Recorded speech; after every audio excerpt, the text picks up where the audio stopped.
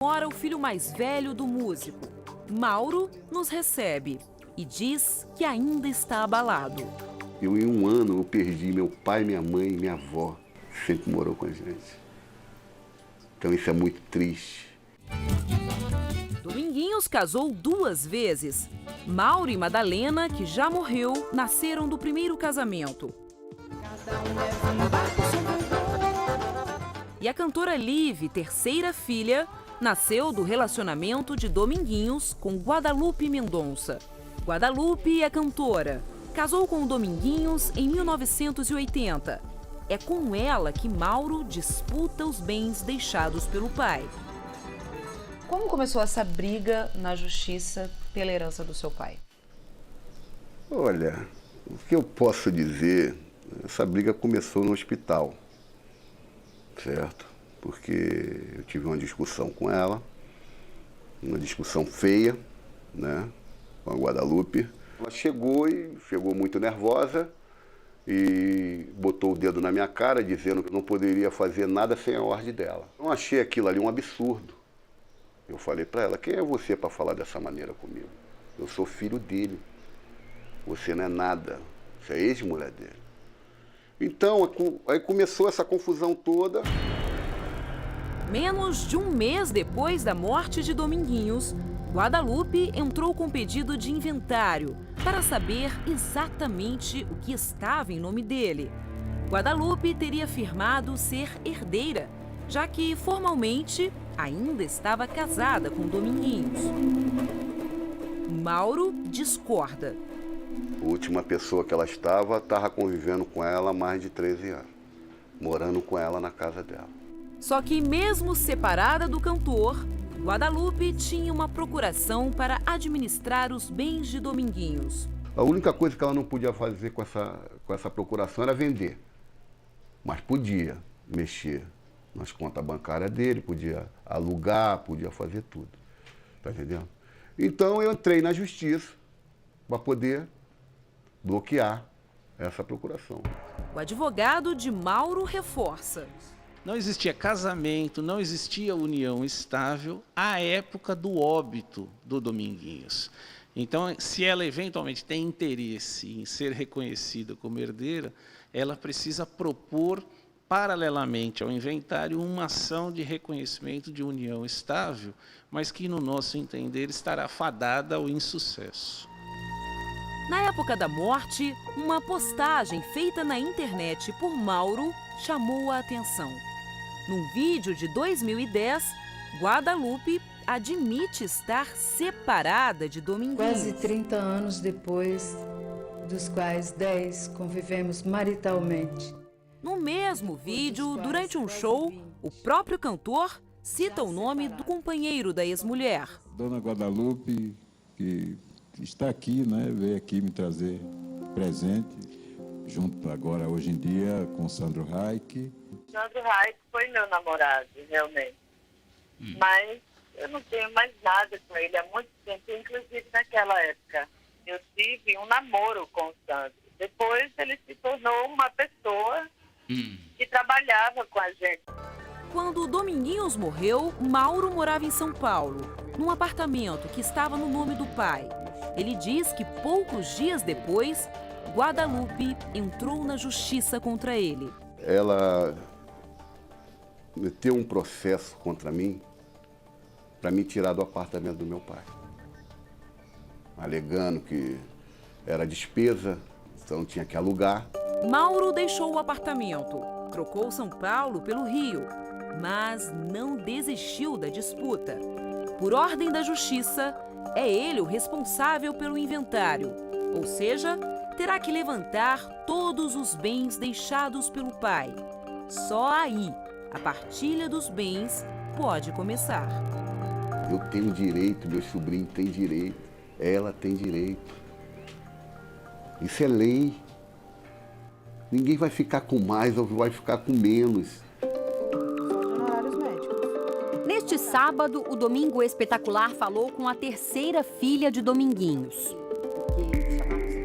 A Live Moraes é a única filha do casamento de Dominguinhos com Guadalupe. Ela tem 33 anos, é cantora, como o pai, e diz que os problemas começaram quando o irmão entrou na justiça pedindo para administrar os bens de Dominguinhos, sendo que ele ainda estava vivo. Isso mesmo. Ele entrou com uma ação para interditar o meu pai e para gerir o patrimônio dele, mas o juiz negou porque minha mãe era procuradora. E também ele entrou, também alegou na mídia que meu pai estava em coma irreversível e foi desmentido pelos médicos do hospital. Live defende a mãe da acusação de ter despejado Mauro de um imóvel de Dominguinhos. Segundo ela, Mauro ocupou o apartamento sem a autorização de Guadalupe, que administrava todos os bens do cantor na época. Ele entrou com uma ação de manutenção de posse, dizendo que ele era o morador de lá.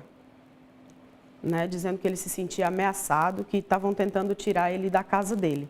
E, na verdade, ele não morava lá. Live afirma que a mãe viveu com Dominguinhos até a morte do cantor. Eles moravam em casas separadas e, apesar de terem relacionamentos com outras pessoas, eles viviam juntos do mesmo jeito. Inclusive, o plano de saúde família ele colocou como cônjuge. Então, em muitas situações, ele a considerava esposa. Não quer saber de mim. Estas imagens mostram a família reunida no palco. Dominguinhos, Guadalupe e a filha Live fazem um show em Pernambuco em 2009. E tudo que eu vivi. Dominguinhos já estava doente e fazia sessões de quimioterapia. Uma boa colheita. Ele sempre queria mostrar alegria e mostrar que ele estava podendo trabalhar, porque realmente ele fazia químio e viajava 1000 quilômetros para fazer um show. Eu acho que a gente, nos atermos a coisas pequenas, porque eu acho que isso é muito triste. E a gente tem que falar de Dominguinhos com alegria. E a tristeza já passou. Live e Guadalupe aguardam agora a decisão da justiça para a partilha dos bens de Dominguinhos. Ela ajudou a construir todo esse patrimônio. Agora, não sei se ela tem direito. Isso é uma pergunta até que eu nem sei responder assim, porque eu acho que isso não é importante nem para mim, nem para ela. Eu acho que o que é importante agora é todo mundo ficar em paz, inclusive meu pai. Estou de volta pro meu aconchego. A intimidade que Dominguinhos tinha com a sanfona Chora, coração. Vando esbanjava nas músicas românticas.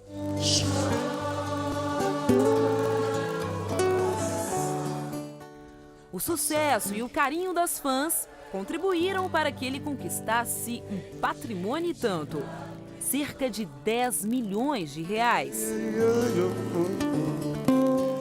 Chora,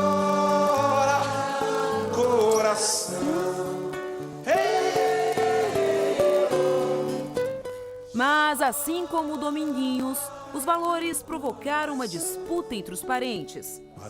Vando não deixou testamento e até hoje, 2 anos depois da morte, os herdeiros não chegaram a um acordo. Renata Costa vivia com Vando quando o cantor morreu. Os dois ficaram juntos por 7 anos e tiveram uma filha, Maria Sabrina. Por lei, a menina vai receber parte da herança. Mas Renata quer ser reconhecida também como beneficiária. Além de Maria Sabrina, Vando tem outros herdeiros legítimos, 4 filhos e 2 netos. Além deles, uma ex-mulher decidiu entrar na briga pela herança. Darlucine Anibele foi companheira de Vando por 26 anos. Ela quer que a relação seja reconhecida como união estável. O processo corre em segredo de justiça. No céu, uma estrela que te antecipa. Feliz porque eu sonhei com você e amanhã eu posso chorar por não poder. Outro cantor de sucesso morto. Outra família dividida. O homem quando está em paz não quer guerra com ninguém. Eu segurei minhas lágrimas, pois não queria demonstrar emoção. Chorão, da banda Charlie Brown Jr., acumulou uma fortuna. Quando morreu, em 2013, ele deixou imóveis, carros, uma pista de skate e uma conta bancária bem recheada.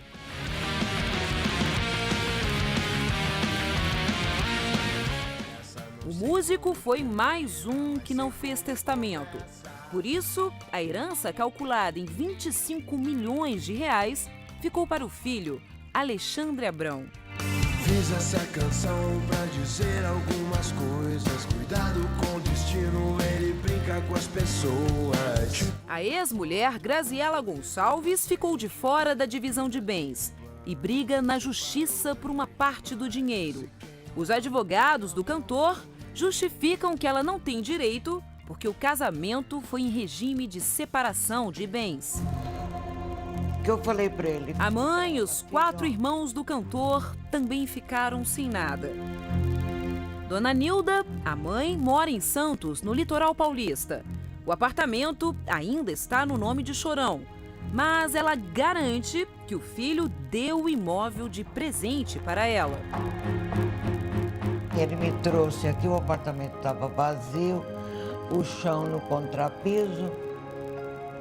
E ele então falou: mãe, eu comprei esse apartamento para você.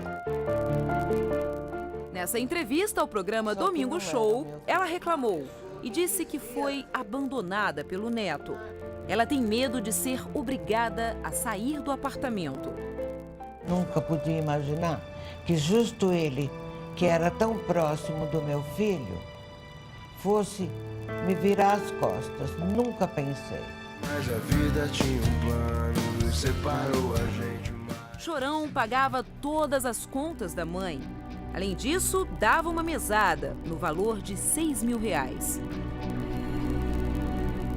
Ricardo Zamariola é advogado e especialista em heranças. Ele explica que, como Chorão não deixou testamento, nem a mãe, nem o irmão teriam direito aos bens do cantor. Os irmãos, aqueles que a lei chama de parentes colaterais, que são os irmãos ou sobrinhos, participam da sucessão desde que não haja descendentes, ascendentes ou cônjuge do falecido. Um homem quando está em paz não quer guerra com ninguém. A disputa envolve ex-mulher, mãe, irmãos e ninguém pode garantir com certeza qual será o destino da herança.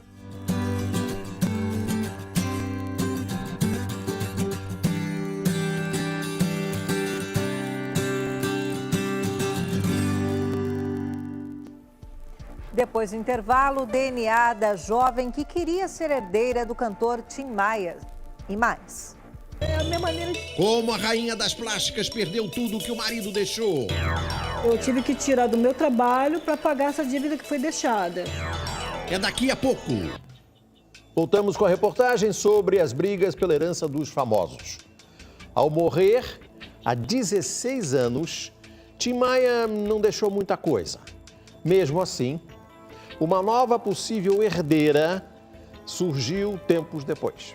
Vamos saber o desfecho dessa história e entender por que a rainha das plásticas, Angela Bismarck, perdeu tudo que o ex-marido deixou. Famosos, queridos,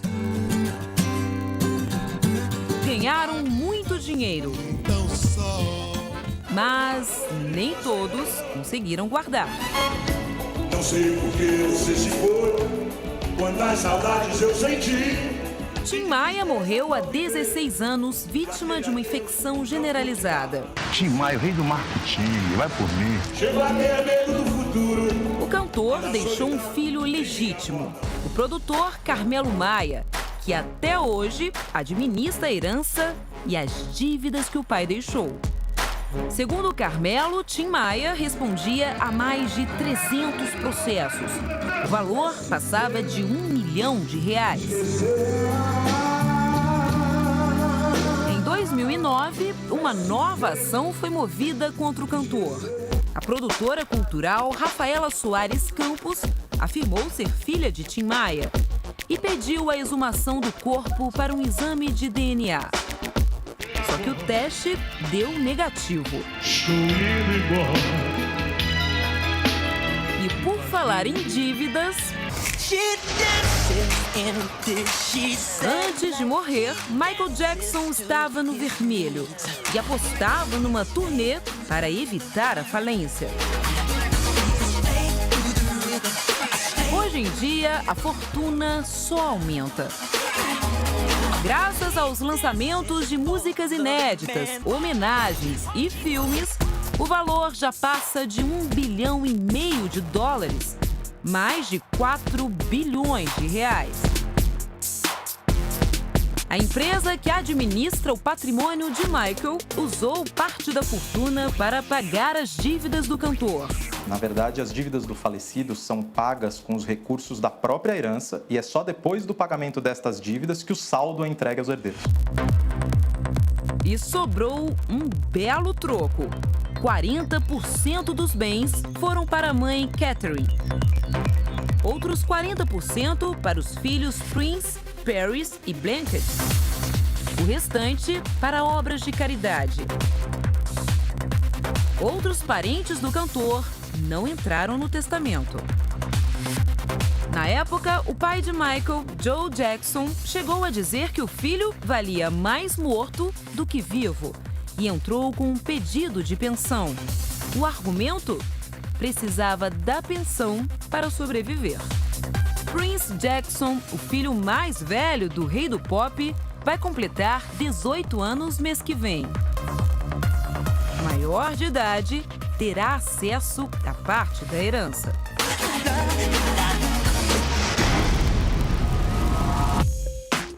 Uma história bem diferente é a da herança deixada por Clodovil.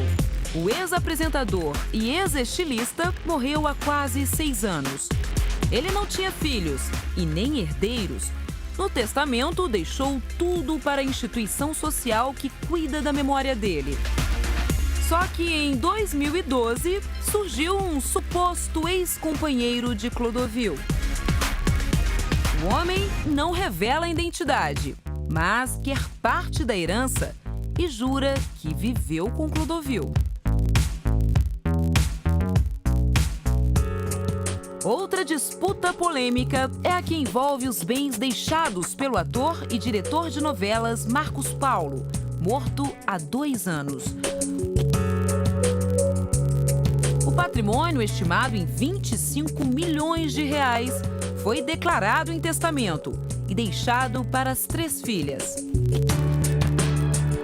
Mas pouco antes de morrer, Marcos Paulo escreveu uma carta de próprio punho, deixando 60% de seus investimentos para a mulher, Antônia Fontinelli. É um homem de caráter, é um homem sensível.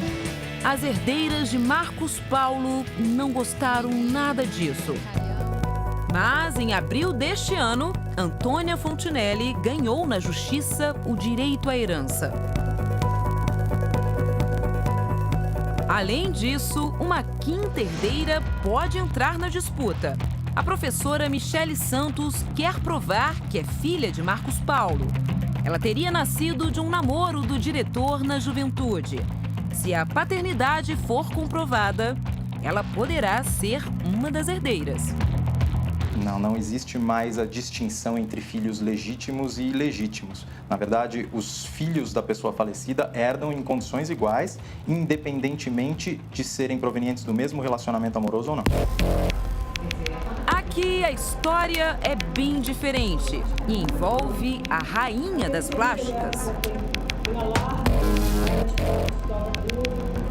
Aos 48 anos, Angela Bismarck exibe um corpão. Resultado de muita dieta, exercício e mais de 40 intervenções cirúrgicas. As operações começaram na época em que Angela foi casada com o cirurgião plástico Ox Bismarck, morto em 2002. Oxy Bismarck foi assassinado em dezembro de 2002 na casa onde vivia com a modelo Ângela Bismarck. Ângela estava na residência quando ouviu os tiros. Oxy foi encontrado morto pelos policiais no quintal de casa. O casal estava junto há 4 anos, mas Ângela não teve direito aos bens do ex-companheiro. Na época, Ângela diz que foi acusada pela irmã de Oxy de ter sido a mandante do crime. Foi uma briga muito feia com a família, sabe? Se viraram contra mim por causa dos bens. Não partiu da polícia. Mesmo porque não tinha nada a ver. Tudo que eu falei foi a verdade. Então como é que eles queriam me calar? Calar de quê? Entendeu? Então foi aí que eu fui pra cima mesmo, pra me defender, pra dizer o que estava acontecendo. Ângela acompanhou o enterro. Ele tinha a família dele toda, a maioria em São Paulo. Então teria que ser enterrado em São Paulo. Então eu fui com o corpo para São Paulo, né? Ele foi enterrado. Quando voltou ao Rio, teve uma surpresa. Fui abrir a porta de casa, estava trancada na rua, não pude entrar em casa. Aí começou a briga. Eu tive que arrombar o portão para poder entrar. Mas porque eles trocaram a fechadura? Trocaram a fechadura, trocaram tudo. O que você viu? Eu vi que estava faltando a lancha, estava faltando os carros, já tinham levado tudo. Eu não deu nem tempo. Ângela não esquece. Na época eu fiquei sem dinheiro até para pagar advogado. Foi muita humilhação. Botaram minhas coisas tudo dentro de uma Kombi, sabe? E levaram. Fui para casa da minha mãe. O crime foi esclarecido no ano passado. O caseiro do ex-cirurgião foi preso como mandante do assassinato, ao lado de outros 2 homens. Ou seja, Ângela era inocente.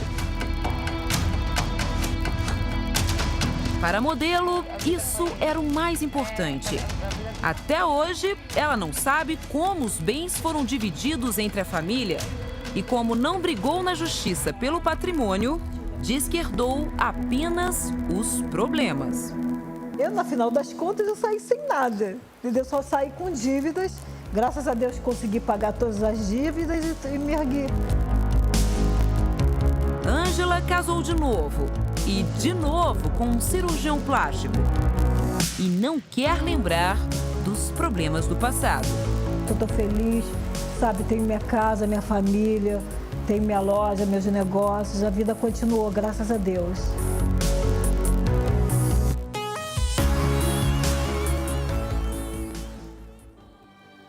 O Domingo Espetacular fica por aqui. Um ótimo 2015 para você e até semana que vem.